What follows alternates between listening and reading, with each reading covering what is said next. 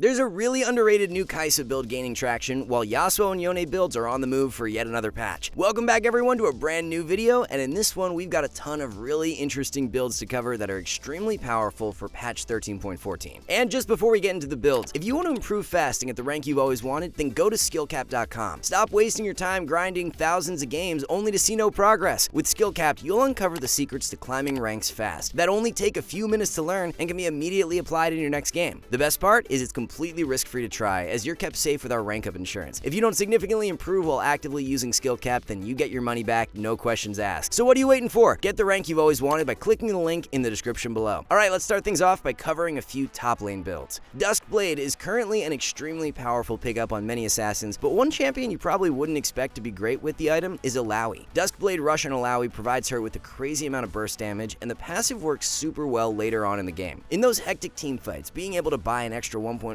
seconds of time for your W to come off cooldown while you take 0 damage is absolutely massive. When you use R with Illaoi, your W cooldown drops to 2 seconds, so you'll have it back up once the passive from Duskblade wears off. Oftentimes, just waiting for that W to come back off cooldown can be the death of you in fights, so Duskblade is super nice in that regard. Now that you're not actually building full-out lethality, Duskblade is the only lethality pickup, while Hullbreaker and Sterix round out the core. Playing full lethality Illaoi just isn't really practical because you want to be in the middle of fights with the champ, and without any health, you'll just get bursted out too quickly. Grasp is going to be the keystone rune with Demolish, Bone Plating, and Overgrowth, run Presence of Mind, and Last Stand for secondaries. This champion really isn't getting as much attention as she should be right now, as this 2-item core is giving Quinn ridiculous solo queue power. You start off by rushing Static Shiv, as the item is going to provide that perma pushing power that allows Quinn to clear waves super quick so she can spend some more time roaming. Second item is going to be a Ghost Blade, as this purchase is then going to make your roam power even more ludicrous than it already is. The item combo just works so well in tandem with each other because they both amplify the one thing that makes Quinn so disgusting, and that is her ability to influence the map. Both Static Shiv and Ghostblade have passives that deal burst damage, so when you're looking to catch out a target, you have amazing pick power. The keystone rune with this build is going to be Fleet Footwork. Really, any builds that involve rushing Static Shiv are great with Fleet as the keystone. Presence of Mind, Alacrity, and Cutdown round out the primary runes, while Absolute Focus and Scorch are great for secondaries. A build we haven't seen in meta for a very long time is making a comeback for 13.14, and that is AD Bruiser Shyvana. The change to Shyvana Q gives her attack speed after using the spell for her next 2 auto attacks, will make her skirmish power with AD builds so much better. An item that has already been performing very well as a rush in previous patches that is becoming significantly better this patch is Trinity Force. The Trinity Force Spellblade proc combined with the quick autos from Shyvana Q makes her upfront burst power super nuts. A Shyvana with ultimate available and Trinity Force completed is not to be messed with in 13.14. After rushing Trinity Force, Blade of the Rune King is a great second pickup, while Titanic Hydra rounds out the 3-item core. Press the Attack is going to be the best keystone, and it's become even more lethal this patch with the Shyvana Q changes. Triumph, Alacrity, and Last Stand round out the primary runes, while Conditioning and Unflinching are the optimal secondaries. With so many junglers nerfed this patch, a build that becomes even more powerful is Night Harvester Ivern. This setup has been popping off over the past 2 patches, and it's arguably the most broken jungle build you can play for 13.14. Have you held off on ever playing Ivern because you didn't like the fact he was more of a supportive champion? Well, this build completely wipes that notion out the window, because your carry power with Daisy and Night Harvester is absolutely nuts. The best part is that most players won't expect how much damage this build deals and will approach fights against you like you deal no damage at all. This gives you a huge edge up, and you'll end up baiting the enemies into so many fights that are just free wins for you. After going Night Harvester, you want to transition into more supportive items like Imperial Mandate and Ardent Censer. Damage is still great, but you have a bit more utility to help your team out as well. As for the rune page, look to pick up Airy with Nimbus Cloak, Transcendence, and Water Walking. Eyeball Collection and Relentless Hunter are the way to go for secondaries. With the crit item changes this patch, priority on Infinity Edge rises and priority on Gale Force drops, which makes this Yasuo and Yone build much stronger. Kraken Slayer Rush has been quietly performing very well on both champs in recent patches, but hasn't really broken through play rate wise. We expect that to change in 13.14, and for the 2-item core of Kraken and Infinity Edge to be a very deadly combo. Even prior to these 13.14 changes, IE had actually been outperforming Gale Force statistically on both champs, so that is going to become even more apparent now. The damage proc on Kraken Slayer actually scales off 65% of your AD. Since Infinity Edge has the highest amount of AD for any crit item, it has great synergy in that regard. Burst power of this build may be slightly lower due to losing the active from Gale Force, but the consistent DPS thanks to Kraken passive is far superior. Rune page with this build is Lethal Tempo, followed by Triumph, Alacrity, and Last Stand. Look to grab Second Wind and Unflinching for secondaries. This build has become more and more popular over the past few patches, and it's really going to take off in 13.14. Infinity Edge Uction is the setup. and it's a really great third option on the pick. Kraken Slayer Rush is the staple right now, followed by the Collector second, and then you slot in Infinity Edge third. What's going to make this 3-item core so lethal this patch is the fact it's going to provide you with 100% crit. With the buffs, Infinity Edge will offer 65% crit now, the Collector 20, and Kraken Slayer 20, which adds up to slightly over 100% crit at 105. Playing for this spike is going to be a massive win condition, as being able to crit on every single auto attack is huge. The Kraken Slayer third auto is going to hurt like a truck with this setup too, since you stack so much AD and a passive scales off 65% of your AD. Rune page to run with this build is Press the Attack, Presence of Mind, Alacrity, and Coup de Grace. Best secondaries are Bone Plating and Overgrowth. A new setup for Kai'Sa that lots of pros have been picking up as of recent consists of going Sork Shoes instead of Berserker Greaves. The build to go along with the boots consists of Static Shiv with Nashers and Ludens. You're going for a Magic Pen heavy core here, which will enable more poke power from W. Emax second has always been the staple with regular crit or on hit builds, but that's not the case here. You actually want to max W out second with this setup, as the spell upgraded is where the majority of power from this build lies. The fact Kai'Sa can run this build to really great success provides her a ton of versatility right now. You never have to worry about whether your team locks too much AD or AP, which is a massive perk. Since you're playing for more burst power with this setup, you want to run Hail of Blades for the Keystone Rune. There are so many viable builds going around for Vayne right now, but there's this one that is super underrated. Static Shiv Rush is standard. There's really nothing better for Vayne right now, but what you build after that is where it gets interesting. Essence Reaver is going to be your second pickup, and in combination with Shiv, the 2-item core just works so well together. ER is going to provide that burst of damage after using Vayne Q, and so will Static Shiv. This is going to make a Q max Vayne hurt extremely hard and make the champion much less mechanically reliant. When you're playing the on-hit builds with Vayne, kiting and weaving autos efficiently is key, but when you're pumping out so much damage just from Q, this build actually dumbs down Vayne quite a bit. Last item to round out the core is going to be Ghost Blade, and it too has a passive that provides extra damage on your first auto attack. Since extended fight power is not the strength of this build, you don't want to run lethal tempo. Instead, look to grab Fleet Footwork for the Keystone Rune with Triumph, Bloodline, and Coup de Grace. Optimal secondaries are Magical Footwear and Dematerializer. With so many of these melee supports making their way back in the meta, one champion who has become indirectly stronger is Galio. Galio with an Even Shroud Rush is a very strong answer to anyone who needs to dive in because his peel is extremely effective. The champion also pairs very well with 3 of the most powerful ADCs in meta, being Kai'Sa, Ashe, and Misfortune. The lockdown the Galio provides allows for these champions to follow up very easily and take out whichever target you have CC'd. Second item in this build is really going to depend on the enemy composition. If you're playing into an AP heavy comp, then going Abyssal Mask is amazing. Vice versa, if you're against more AD threats, then siding with Thornmail is the optimal play. For the rune page, you want to run with Aftershock, followed by Shield Bash, Bone Plating, and Unflinching. Best secondaries are Nimbus Cloak and Transcendence. Another off-meta support that is performing extremely well against the melee champs being spammed in solo queue is Bel'Veth. You heard that right, Bel'Veth support. So, first of all, what makes Bel'Veth support a legitimate option? Her all-in power is sneaky good, and when playing into other melee supports, you can really surprise them with your strength in the 2v2. Level 3 especially, Bel'Veth has a knock-up, mobility, and damage reduction, so if you can catch the enemy out with W, it's very easy to follow up with a winning trade. The build you will want to run consists of rushing Deadman's Plate into Even Shroud second as the 2-item core. Deadman's really helps you get around the map while offering lots of durability at the same time, so it's a great first pickup. We actually have a full game commentary on our website where we showcase this exact build in action if you're interested in learning. It's important you pay attention and use the correct ability max on Bel'Veth support, as it's different than that of jungle. Don't make the mistake of maxing Q out first. W max first into Q second, and E last is what you want to go for. As for the rune page, it's also different than what you'd run on jungle, as you're going Press the Attack instead of Conqueror. This just makes your all-in plays much more effective, which is a big reason why you're picking Bel'Veth support in the first place. So that's going to be all for this one, but if you want to improve fast to get the rank you've always wanted, then go to SkillCapped.com. With premium courses for every role and skill taught by the best players, SkillCapped is the perfect platform to help take your game to the next level. Take our wave control course. While you wait for your next game to start, you can learn freezing, fast pushing, slow pushing, bouncing waves, the list goes on, all in just a few minutes to maximize your improvement rate. Or maybe you just like seeing your opponent's health go to 0. Then you'll love our trading course. We even have a skill test at the end so you can see how good you really are. Players just like you are leaving 5-star reviews and raving at how helpful they are. That's not all we offer though, as every week we release 10 brand new Smurf commentaries where a challenger player teaches you how to climb out of the exact rank you're stuck in. If you're looking for something more personal instead, then we got you covered with one-on-one coaching from our trained challenger experts. All that seemed too good to be true? Well, don't worry, we're backed by a rank up guarantee. If you don't significantly improve while actively using SkillCapped, then you get your money back, no questions asked. So what are you waiting for? Click the link in the description below and get the rank you've always wanted. Thanks so much for watching, everyone. Good luck with these builds, and we will see you in the next one.